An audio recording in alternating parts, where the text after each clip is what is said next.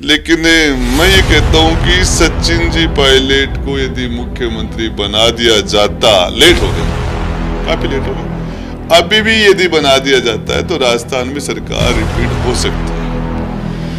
और यदि नहीं बनाएंगे तो कोई दिक्कत नहीं, एक फॉर्च्यूनर में आ जाएंगे सारे एमएलए, चारों धाम की यात्रा करेंगे सबसे पहले।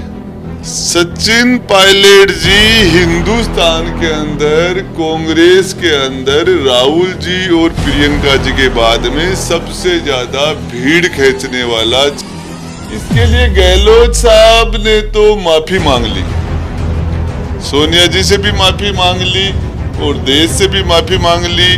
अब 3 लोगों को राजस्थान में मुख्यमंत्री चेहरा बदलने को लेकर जो सियासत शुरू हुई थी 40 दिन बाद एक बार फिर गर्मा गई है। राजेंद्र गुड्डा लगातार बयान दे रहे हैं। राजेंद्र जी, आज आपने बड़ा बयान दिया है कि गहलोत साहब, कांस्टेबल तक का ट्रांसफर गहलोत साहब के यहाँ से होता है। सही बात है। तो क्या मंत्रियों के काम बिल्कुल नहीं हो रही है? मंत्रियों का पावर जो है मुख्यमंत्री के पास।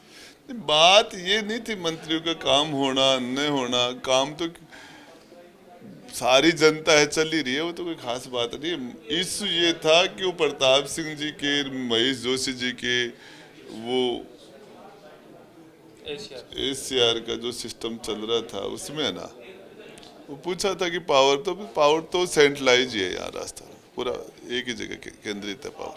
तो आपको लगता है कि डिसेंट्रलाइज होनी चाहिए, सब लोगों के पास होना ही चाहिए। राहुल जी स्पीच देते हैं तो कहते हैं कि हिंदुस्तान को तो बीजेपी के 2 ही लोग चला रहे हैं, अमित शाह और नरेंद्र मोदी पूरे देश को चला रहे हैं, और राज के अंदर पावर इन्होंने सेंट्रलाइज कर दिया। डिसेंट्रलाइज होना चाहिए, 150 कम से कम देश को 100-200 लोग मिलके चलाएं।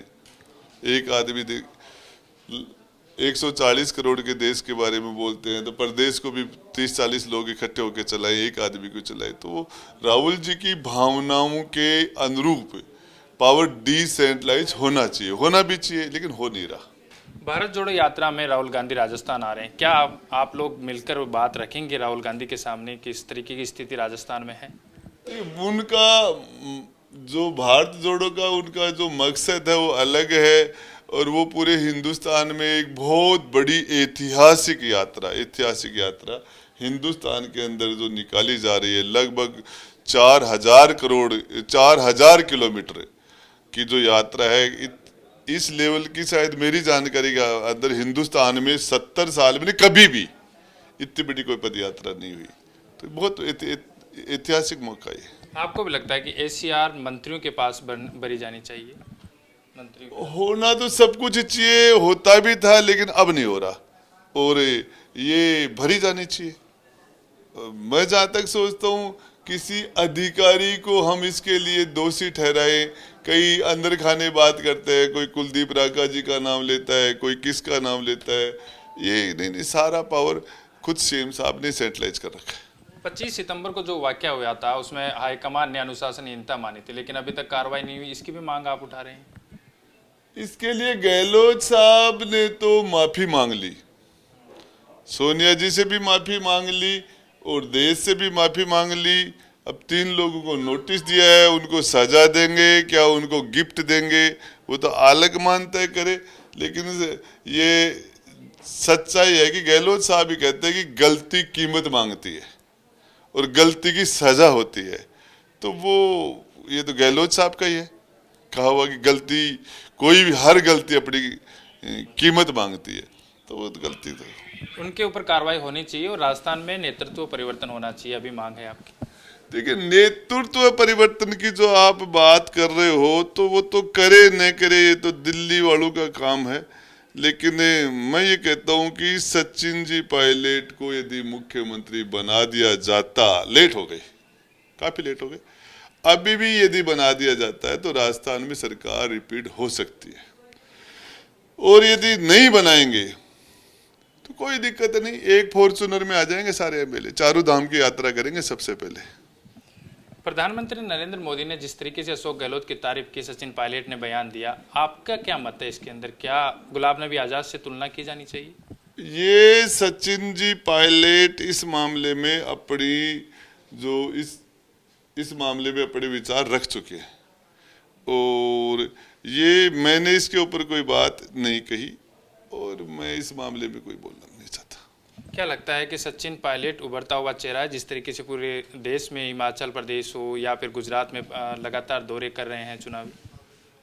सचिन पायलट जी हिंदुस्तान के अंदर, कांग्रेस के अंदर राहुल जी और प्रियंका जी के बाद में सबसे ज्यादा भीड़ खींचने वाला चेहरा है हिंदुस्तान में। और युवा है, उनकी आवाज है, और अब ये सभी को पता है। कोई अब नहीं माने तो नहीं माने। बसपा के जो प्रदेशाध्यक्ष है भगवान सिंह बाबा, उन्होंने आपकी निष्ठा पर सवाल खड़े किए हैं। बोला कभी कांग्रेस कभी बसपा, गुड्डा साहब इस तरीके से आते जाते रहते। देखिए, हमारी बहन मायावती जी जो पहले उन्होंने बीजेपी के साथ सरकार बनाई, एक बार उन्होंने मुलायम सिंह जी के साथ भी सरकार बनाई, एक बार उन्होंने कांग्रेस के साथ मिलकर भी सरकार चुनाव लड़ा, एक बार 6 महीने सीएम आप रहोगे, 6 महीने बाद सीएम। तो ये हमारी तो वो पार्टी, हमने तो जो कुछ इसमें जो सीखा वो हमारी बहन जी से भी काफी कुछ सीखा है। कौन सी पार्टी से लड़ने जा रहे हैं? कांग्रेस से ही लड़ेंगे या फिर निर्दलीय?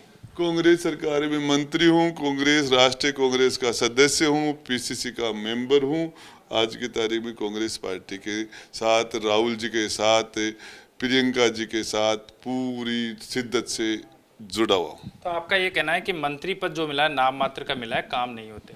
नहीं, ये नहीं कह रहा। मेरा कहने का मतलब है कि पावर हमारे गृह राज्य मंत्री हैं राजेंद्र जी यादव।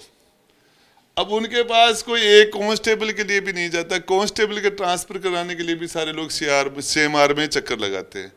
अब वो क्यों बना रखा है पता नहीं।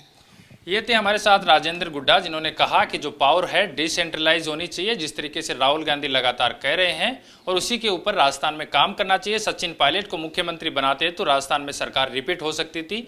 अब ये ऐसी स्थिति नहीं है और आने वाले समय में एक टेम्पू जितने विधायक कांग्रेस के पास बचेंगे। कैमरामैन देवेंद्र के साथ सागर चौधरी, महानगर टाइम्स के लिए जयपुर, राजस्थान।